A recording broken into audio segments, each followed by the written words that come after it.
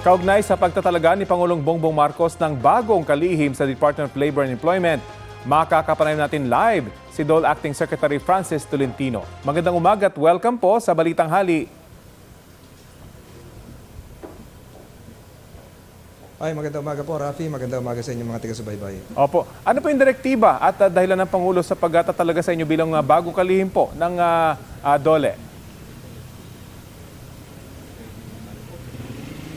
Ang marching order talaga sangayon sa Ligang Batas ng Pangulo to protect the dignity of our working class. So bahagi po yon, bahagi po doon yung buong kapakanan nila. Kaya yung working conditions, lahat na, yung wages, so yun po yung ating tututukan. Meron bang inaasang balasahan po sa DOLE? Hindi naman ganun. Yung kahapon was brought about by this incident. Nandito ako ngayon sa Balibago sa Angeles City.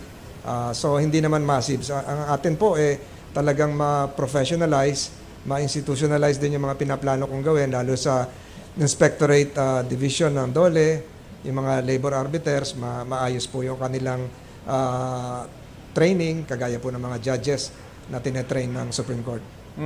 Bagamat bago pa lang po ang inyong pagkakatalaga dyan, ano po nakikita nyo mga issue na dapat pagtuunan ng pansin ngayon dyan po sa DOLE?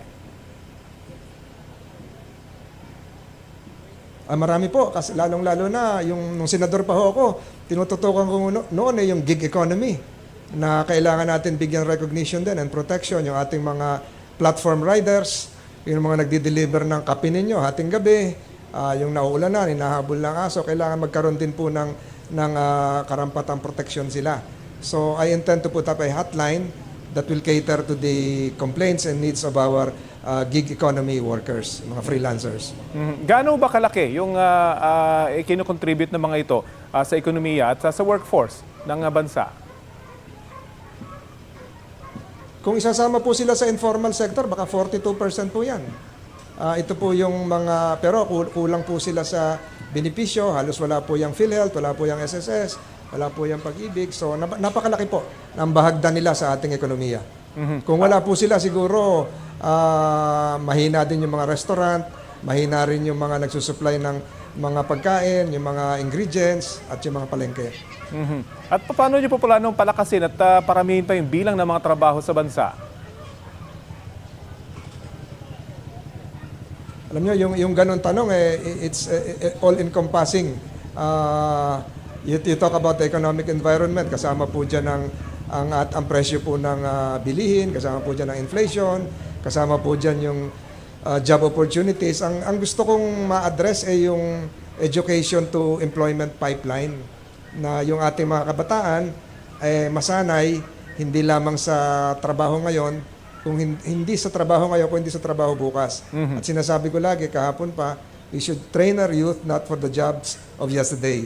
So hindi lang po ako tatrabaho nito, marami pong ahensya, yun po yung aming pagtutuon-tuunan. At isa pong malaking usapin dyan, yung AI. Paano po palalakasin ng DOLE yung transition into paggamit ng mga artificial intelligence? We recognize that, kaya siguro maglalabas ako ng isang administrative order na sa hiring processes ay dapat ilahad na nila kung yung evaluation is with the use of AI.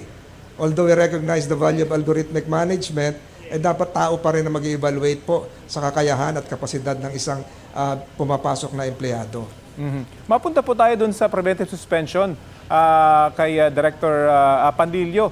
Na-inform po ba siya before yung announcement at ano po yung dahilan dun sa kanyang suspension? Yes. Ganito po yan, nag-usap kami. Ang dahilan po is, siguro may mga lapses, but investigation is ongoing. Nag-form ako ng isang committee. Ang kailangan po kasi, pag nag-serve ka ng work stoppage order, ay magkaroon ng follow-up. Na-lift po yon kasi may compliance daw, pero dapat po may follow-up pa. Yung nung 4 stories, hindi po dapat mangyari na doon nakatira sa loob mismo ng kinukonstruct na gusali yung mga construction workers. At di umano, may balita sa akin ngayon, sabi sa akin ni Mayor ngayon, pati raw yung ibang pamilya doon nakatira. So dapat po may separate barracks yun. Sa ngayon sa ating batas, Occupational Safety and Hazards Law, ay dapat may bukod na barracks, mayroong safety officer, at yung dami ng empleyado, kung marami, meron na yung meron na yung nurse na dumadalaw, etc. etc. Samantalay naman po na rin po namin yung pagkakataon na para magtanong bilang dati pong senador at bilang abogado, ano pong masasabi niyo sa mga nangyayaring gulo sa Senado? No comment po ako dyan. Kaibigan ko po lahat yung senador. Minority and majority. Palagay ko po, alam naman nila yung ginagawa nila. Meron tayong saligang batas. Mga ginagalang ko po mga kaibigan lahat yan. So no comment po tayo dyan. Pero ramdam niyo po ba na nagiging personal na? Kasi sanay naman kayo sa debate doon, hindi? Pero nagiging personal na ho ba ngayon? Hindi ko po nasusundan lahat yun. Pero nung panahon ko, above board po lahat lagi tayo. At bilang isang abogado, sa ngayon lahat po sa batas. Pero kung ano po nangyayari ngayon, siguro bahagi po ito ng isang malayang demokrasya kung saan umiiral maging sa ating plenary ng Senado. Okay, abangan po natin yung mga manggagaling po sa inyo sa DOLE. Maraming salamat po, Acting Secretary Francis Tolentino. Maraming salamat. Magandang tanghali po sa lahat.